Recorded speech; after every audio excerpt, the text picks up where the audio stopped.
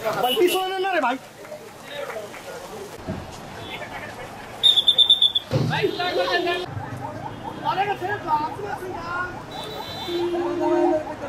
জানেন যে সড়কের জন্য একটা বাংলাদেশে একটা বুভুক্ষা আছে, সবাই সড়ক চায়। আমার যে হোয়াটসঅ্যাপ মেসেজে সবাই এখানে নতুন সড়ক চায়, ওখানে 2 লেনের সড়কে 4 লেনের সড়ক চায়।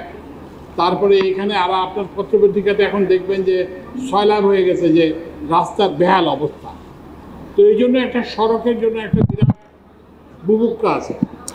আমরা অন্যান্য যে যাতায়াতের যে মাধ্যম আছে, যেমন হচ্ছে যে নদীপথে যাতায়াত করা, রেলে যাতায়াত করা, বিমানে যাতায়াত করা, এগুলোকে আমরা অবহেলা করেছি। তো ওই জন্য আমরা সড়ক মন্ত্রণালয় থেকে, সড়ক ও সেতু মন্ত্রণালয় থেকে আমরা এখন একটা উদ্যোগ নিয়েছি যে আমরা একটা মাল্টি মডেল একটা ট্রান্সপোর্ট প্ল্যান আমরা করতেছি। তো এই জন্য এই প্ল্যানের মধ্যে আমরা সব কিছুকে একত্র করে দেখব, সড়ককে দেখব, রেলপথকে দেখব, নদীপথকে দেখব, সবগুলোকে আমরা একত্রে করব। এবং আমরা যেখানে যেটা উপযুক্ত সেখানে সেটার উপরেই জোর দেব।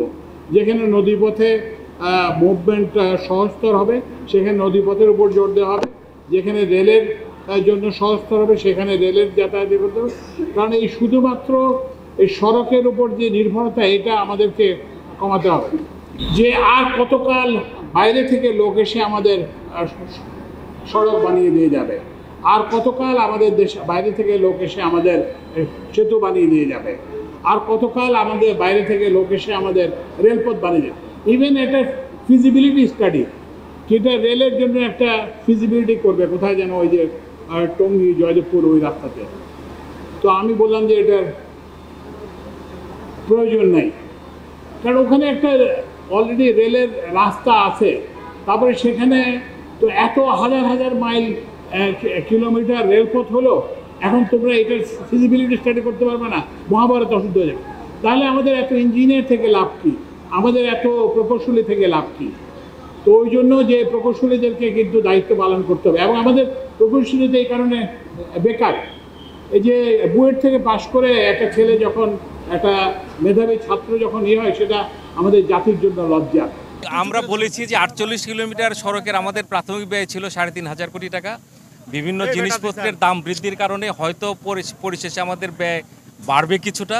আর এখন পর্যন্ত এই যে 18 কিলোমিটার ফুল সম্পূর্ণ শেষ হয়েছে, আরও 42 কিলোমিটার পর্যন্ত সার্ভিস রোড শেষ হয়েছে।